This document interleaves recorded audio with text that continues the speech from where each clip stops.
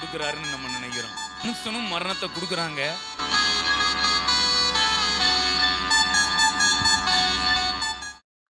மனுஷன் மரணத்தை உண்டு பண்றானா இல்லையா?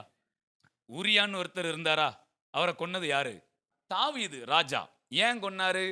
ஊரியாவுடைய மனைவியோட என்ன பண்ணாரு? தவறு பண்ணாரு. இது சரண்டர் ஆயிருக்கலாம். இதை மறைக்கிறதுக்கு சில முயற்சி எடுத்தாரு. ஊரியா ரொம்ப தேசப்பற்று உள்ளவர். நான் இங்கே தான் தூங்குவேன், என் வீட்டிற்கு என்ன செய்ய மாட்டேன், ரொம்ப பரிசுத்தவான். அவர் பரிசுத்தவானா இருக்குது, தாவீதுக்கு அடி விழுது. அவரும் திராட்சை ரசம்லாம் குடிக்க வச்சு பார்க்குறாரு, அவரால் என்ன செய்ய முடியல, அவர் போகலை. உடனே வேற கிரிமினல் மைண்டுக்கு என்ன பண்ணிட்டார் தாவீது, கிங்கில் இருந்து கிரிமினலாக என்ன பண்ணிட்டாரு. உண்மையிலே சொல்கிறேங்க, தேவையில்லாத பாவம், தேவையில்லாத இச்சையில் போனோம்னா நீங்கள் நானும் கிங் அனாயிண்டிங்கில் இருந்திருப்போம். கடைசியில் என்னத்தையாவது ஒன்று செஞ்சுட்டு அதை மறைக்கிறதுக்கு பிறகு கிரிமினலாக என்ன செய்ய வேண்டியிருக்கும். ஜென்ம சுவாவம் இருந்தால் கேடு உண்டாகும், திவ்ய சுவாவம் இருந்தால் கிரேடு உண்டாகும். Praise God. அப்போ இங்கே நம்ம தலைவர் நல்ல திவ்ய சுவாவத்தில் இருந்தார். எப்போ பார்த்தாலும் ஆண்டவரை நல்லா என் தேவன் என் வெளிச்சம் அப்படியே நல்லா பாடி அப்படியே வெளிச்சமாக இருந்தவர் திடீர்னு ஒரு கண்களின் நிச்சயில விழுந்தவுடனே டப்புன்னு வெளிச்சம்லாம் என்ன செஞ்சுட்டு கரண்டு ஃபியூஸ் கேரியரை உருவுன மாதிரி பிசாஸ் அந்த ஒரு மாம்ச இச்சை என்ன பண்ணுச்சு, தப்பு பண்ணிட்டாரு. கடைசியில் ராஜாவாக இருந்தவர் இப்போ கிரிமினல் வேலைகளை என்ன பண்ணிட்டு இருக்கிறாரு.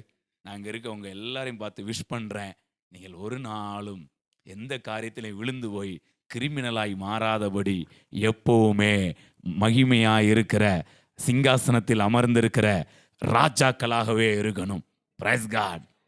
இப்போ பாருங்க, அந்த பாவத்தை மறைக்க ஊரியாவை வர வச்சு என்னெல்லாமோ பண்ணி பார்க்காரு, முடியலை. கடைசியில் ஒரு தீர்மானம் எடுக்கிறாரு. என்ன தீர்மானம் எடுக்கிறாருன்னா, ஊரியாவை போட்டு தள்ளிட வேண்டியதான் அப்படின்னு என்ன பண்ணிட்டு ஒரு நிருபம். இப்போ ராஜாவுக்கு யார் மேலே கோவம் வந்துட்டு, ஊரியா மேலே. ஏன்னா தன்னுடைய தவறை மறைக்கிறதுக்கு அவர் ஒத்துழைப்பு. ஏன்னா இவர் வீட்டுக்கு போயிட்டாருன்னா பிறகு ஐயா எஸ்கேப் ஆயிடலாம்ல, அது நடக்கலை. உடனே என்ன பண்ணிட்டார், லெட்டர் என்ன பண்ணிட்டாரு எழுதி அவர் கையிலே கொடுத்து அனுப்புகிறாரு பாருங்களேன்.